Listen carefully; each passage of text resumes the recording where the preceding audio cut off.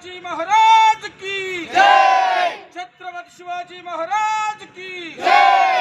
छत्रपति शिवाजी महाराज की।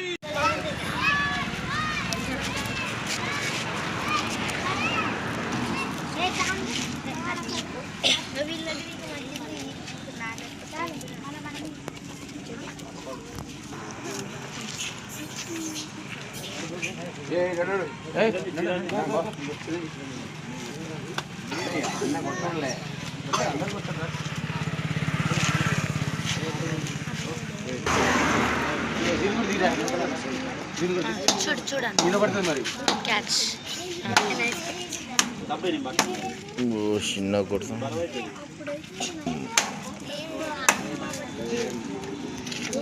అలా ఫోటోలు వస్తాయి, గ్రూప్ ఫోటోలు వస్తాయి.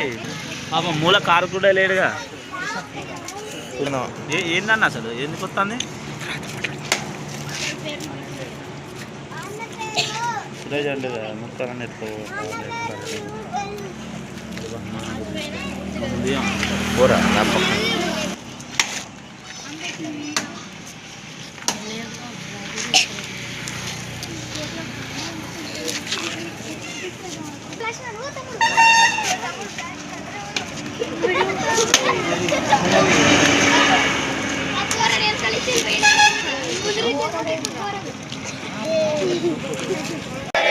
देश की रक्षा कौन करेगा, कौन करेगा? हम करेगा, हम करेगा।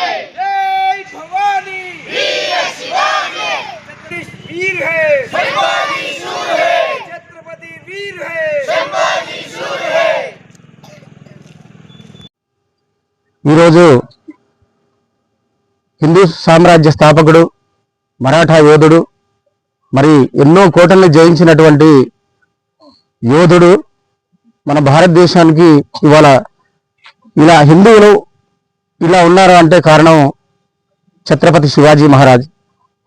ఆయన 1630లో శివగిరి కోటలో జన్మించినటువంటి ఛత్రపతి శివాజీ మహారాజ్ ఆయన ధర్మ సంస్థాపన కోసం, ఆయన వ్యవస్థ పాలన కోసం ఆయనకు చిన్నప్పటి నుంచే తల్లి జిజియాబాయి, అలాగే ఆయన గురువు గారు సమర్థ రామదాస్ గారు ఆయనను ఒక యోధుడిగా, ఒక మంచి జ్ఞానిగా తయారు చేయడం జరిగింది. ఆ తర్వాత ఎన్నో కోటల్ని జయించారు. ఔరంగజేబు సర్వ సైన్యాధ్యక్షుడు అయినటువంటి అఫ్జల్ ఖాన్ని కూడా ఎదిరించి పోరాడినటువంటి మహా హిందూ సామ్రాజ్య స్థాపకుడు ఛత్రపతి శివాజీ మహారాజ్.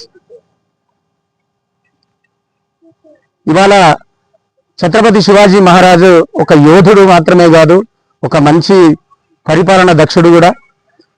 రైతుల కోసం ఎక్కువ పన్ను విధించకుండా చాలా తక్కువ పన్నులు విధించి, మళ్ళా అట్లాగే మహిళల పట్ల కూడా చాలా గౌరవంగా అతని సంస్థానంలో 8 మంది ప్రధానమంత్రుల్ని, 8 మంది మంత్రివర్గంతో చాలా చక్కనైన పరిపాలన అందించినటువంటి ఛత్రపతి శివాజీ మహారాజ్.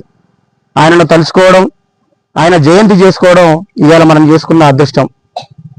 ఇంకా 1000 సంవత్సరాలైనా కూడా ఈ భారతదేశంలో ఛత్రపతి శివాజీ మహారాజు యొక్క జయంతులు, ఆయన చరిత్రను మనం మన ముందు తరాలు, మన భావి తరాలు అందరూ కూడా తెలుసుకోవాల్సిన అవసరం ఎంతైనా ఉంది.